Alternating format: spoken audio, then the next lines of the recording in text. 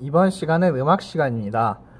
우리 지난주 음악 시간에 그 서양 음악 기초 이론 배웠죠? 이번 시간에는 서양만 알면 안 되니까 전통 음악 기초 이론 배워보도록 하겠습니다. 우선 전통 음악에서 가장 기초가 되는 악기는 장구랑 단소거든요. 그 중에서 장구 알아볼게요. 장구의 명칭이에요. 왼쪽이 북편, 궁편이라고도 해요. 북편. 오른쪽이 채편. 그다음에 이제 왼쪽 칠 때 궁굴채, 오른쪽 칠 때 열채. 그다음에 이제 이 채편에서 여기가 복판, 그다음에 여기가 큰 원이 변죽. 이제 이게 줄 조이는 게 조이개, 줄, 그다음에 뭐 태, 장구통, 울림통이라고도 하죠.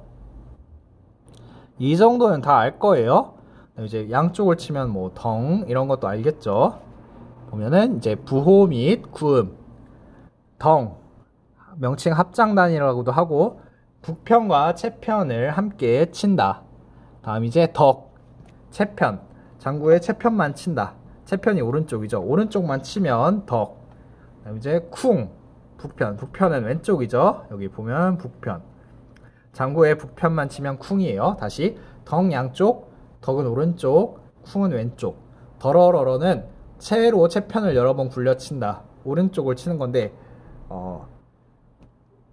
네, 그래서 이거 채를 굴린다고 해서, 그러니까 처음에 힘줘서 치고 그다음에 그 손목 반동으로 타다닥 이렇게 치면 이제 더러러러가 되고요. 이제 기덕은 탁탁 이렇게 오른쪽 채로 채편을 먼저 약하고 짧게 치고 세게 다시 한번 친다.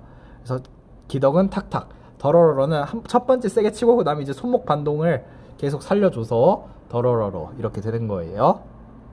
그림도 익혀놓으세요. 덩, 덕, 쿵, 더러러러, 기덕. 이 오른쪽에 이 일자 기둥 같은 게 있으면 오른쪽을 친다. 이렇게 외워놓으면 좋아요. 다음 이제 장구 소리 탐색. 북편과 채편의 소리는 어떻게 다른지 차이점을 알아본다. 북편의 소리가 채편의 소리보다 낮다. 저음이라는 거예요. 저음. 북편의 소리가 채편, 왼쪽이 오른쪽보다 소리가 저음이다. 조이개를 움직이면 소리가 어떻게 변하는지 알아본다. 조이개는 채편 쪽, 오른쪽으로 조이는 거거든요. 조이개를 채편 쪽으로 움직이면 소리가 높아진다. 원래 조이개는 오른쪽으로 조이는 건데 그럼 소리가 높아지고, 이제 조이개를 북편 쪽으로 움직이면 소리가 낮아진다. 그러니까 우리가 장구 연주할 때 조이개를 조인다 하면은 오른쪽으로 움직이는 거예요. 이제 보관할 때는 이걸 풀어놔야 되거든요. 그럼 이제 왼쪽으로 해서 하는 건데, 오른쪽으로 움직일수록 소리가 높아지고 왼쪽으로 할수록 소리가 낮아진다. 알면은 좋아요. 다음 이제 장구 보관법. 장구를 보관할 때는 반드시 조이개를 풀어놓아야 한다. 풀어놓는 게 왼쪽으로 하는 거예요. 북편 쪽으로. 조이개는 채편과 북편의 가죽을 당겨주는 역할을 하는데, 조이개를 조인 채로 장구를 보관하면 그 상태로 가죽이 늘어나거나 찢어질 수 있으므로 조이개는 장구를 사용할 때만 조여서 사용하고 보관할 때는 반드시 풀어놓는다. 습기가 많은 여름철에는 될 수 있으면 가방에 넣지 말고 통풍이 잘 되고 습기가 적은 곳에 보관하는 것이 좋다. 겨울에는 건조하여 가죽이 찢어질 수도 있으니 가방에 넣어서 보관한다. 그다음에 이제 여러분, 반주장구랑 풍물장구란 게 있어요. 그 사이즈부터 차이가 있고, 그러니까 크기에 차이가 있고, 그 다음에 연주 방법에도 차이가 있어요. 한번 볼까요? 반주장구는 노래나 산조 등을 반주할 때 사용하고, 그러니까 반주용이에요. 진짜로 반주용. 풍물장구는 사물놀이나 풍물놀이를 연주할 때 사용한다. 반주장구는 북편을 손으로 연주하고, 원래 궁굴채로 했죠. 궁굴채로 해야 되는데 반주장구는 북편, 왼쪽을 손으로 연주하는 거예요. 풍물장구는 북편을 궁굴채로 연주한다. 그러니까 풍물장구는 방금 우리가 배웠던 대로 북편, 왼쪽을 궁굴채로 치는 거예요. 그래서 바른 연주 자세 이렇게 되고, 이렇게 되는데, 그림을 보면 알 수 있는데 차이점은, 이제 이 반주장구는 정 가운데 내 몸 중앙에 장구의 중심을 두는 거예요. 근데 이제 풍물장구는 그 오른쪽 채편이 내 몸 가운데에 오도록 해서 치는 겁니다. 그림 보면은 차이가 있을 거예요. 네, 확인했을 거라고 믿고 넘어가겠습니다. 채편 연주 시 주의점. 오른쪽 말하는 거예요. 열채를 엄지손가락과 집게손가락 사이에 가볍게 쥐고 이 치는 도구를 쥐고 45도에서 장구의 가운데 쪽을 향하도록 하여 복판을 지나도록 한다. 그러니까 대각선으로 이렇게 가운데 지금 이 그림대로 치라 이 말이에요. 다음 이제 장구 장단에 대해서 알아볼 거예요. 초등학교에서 주로 다루는 장구 장단은 대중적으로 4개, 물론 간간히 나오는 애들도 있는데 4개거든요. 세마치, 자진몰이, 굿거리, 중중몰이 이렇게 세자굿장이라고도 하는데 이 4가지 장단 배워볼 거예요. 우선 세마치 장단의 가장 큰 특징, 얘만 8분의 9박자, 그래서 우리 이거 소박이랑 박 배우지 않았나요? 그 음악 시간에 배웠던 걸로 아는데 이렇게 된 거를 3소박, 3박이라고 해요. 이렇게 그 실선으로 된 게 박이죠. 1박, 2박, 3박. 그리고 그 안에 점선에서 3칸이니까 그래서 1소박, 2소박, 3소박. 그래서 3소박, 3박 이렇게 하고 여기에 강세 주는 거고 우리 다 배웠던 거예요. 다음 이제 자진몰이 장단 8분의 12박자고요. 덩쿵 쿵덕쿵 덩덕쿵덕 쿵덕쿵덕. 이게 뭐 위에가 닿는 형 장단, 밑에가 맺는 형 장단의 형식이에요. 굿거리 장단 8분의 12박자 덩기덕 쿵더러러 쿵기덕 쿵더러러. 이거 닿는 형 장단 덩기덕 쿵더러러 쿵기덕 쿵덕. 맺는 형 장단, 맺는 형 장단이 끝나는 느낌, 닿는 형 장단은 뒤에 뭔가 계속 이어질 것 같은 느낌을 주는 그런 뉘앙스를 주는 장단이에요.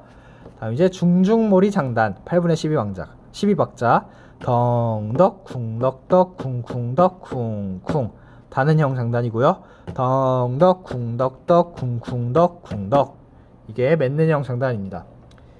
이 자진몰이, 굿거리, 중중몰이를 어떻게 구분하냐면은 자진몰이가 딱 들었을 때 속도가 제일 빠릅니다. 자진몰이 속도감으로 판단할 수 있고, 그래서 그 자진몰이에는 뭐였지? 8분음표가 아마 안 들어갈 거예요. 이거는 나중에 만약에 선생님이 고치게 되면은 다시 말해줄게요. 자진몰이가 일단 빠른 장단인데 어쨌든 구체적으로 조금 기억이 나지 않는데 어쨌든 자진몰이는 빠른 장단, 굿거리 장단과 중중몰이는 어떻게 구분했었냐면은 그 굿거리 장단이 좀 더 그 잔가락이 많다고 표현을 해요. 잔가락이 많다는 게 뭐냐면 선생님이 그림판으로 설명을 할게요. 보통 악보가 있으면은 이제 또 밑에 가사가 있잖아요. 뭐 가사가 뭐 그냥 가나다라 마바사라 칩시다. 가, 나, 다. 그리고 이제 밑에도 가, 나, 다. 근데 이제 우리가 비교하던 게 굿거리랑 중중몰이죠. 이게 굿거리라 치고 굿 적을게요. 여기가 중중몰이, 중중. 뭔 차이냐면은 이 가사 하나에 달리는 음표가 여러 개예요. 예를 들면은 뭐 4분음표, 8분음표, 16분음표, 16분음표. 이 가 하나에 이렇게 막 달려 있어요. 이게 장가락이 많다. 가사 하나에 악보가 여러 개 달리는 거, 그러니까 음표가 여러 개 달리는 거. 얘는 뭐 예를 들면 2분음표 하나. 그러니까 굿거리와 중중몰이의 구분법은 그러니까 다 이렇다는 건 아닌데 90% 정도가 이런 식으로 구분합니다. 가사 하나에 그 음표가 많이 달렸는지 이 방식으로 구분합니다. 그래서 이렇게 굿거리와 중중몰이 알아봤고, 정간보예요. 정간보란 세종대왕이 만든 것으로 우물정자 모양의 칸에 음악을 기록한 악보이다. 이 칸에는 율명, 구음, 부호 등을 적어 넣을 수 있다. 악보는 위에서 아래로, 오른쪽에서 왼쪽으로 읽는다. 이 부호는 빠르게 숨을 쉬라는 의미의 숨표 이렇게 되어 있고 약간 부등호 느낌이죠. 다음 세모는 해당 방만큼 쉬어야 된다는 쉼표를 말한다. 그래서 이 기호는 숨표, 세모는 쉼표입니다. 위에서 아래로, 오른쪽에서 왼쪽으로 읽으라 했죠. 이렇게 읽고 이렇게 읽고 이렇게 읽고 이렇게 읽고. 정간보에서 실선 정간 한 칸은 기본박을 의미하므로 점선으로 표현된 정간은 소박을 의미한다.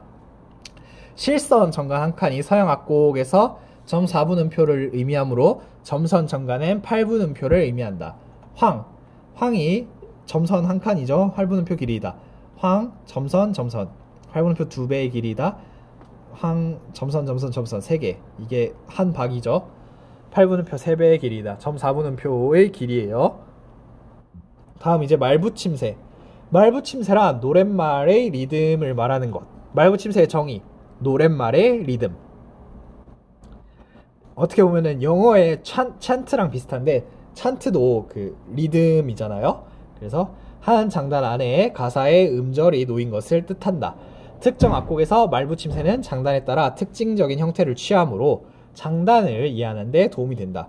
아까 이 위에 거 그대로 적용돼요. 두꺼비 이거 다 8분음표 8분음표 8분음표 길이고 집 얘는 8분음표 2개의 길이 2 8분음표의 길이 여물 8분음표 그다음에 물은 8분음표 8분음표 4분음표의 길이죠. 점선 2칸 까 얘는 3칸이죠. 점 4분음표의 길이 한 박 반 까 여기 까도 2칸의 길이 2칸의 길이 치 1칸 집 2칸 2 1칸 이만큼의 길이가 있다는 걸 보여주고 싶었어요.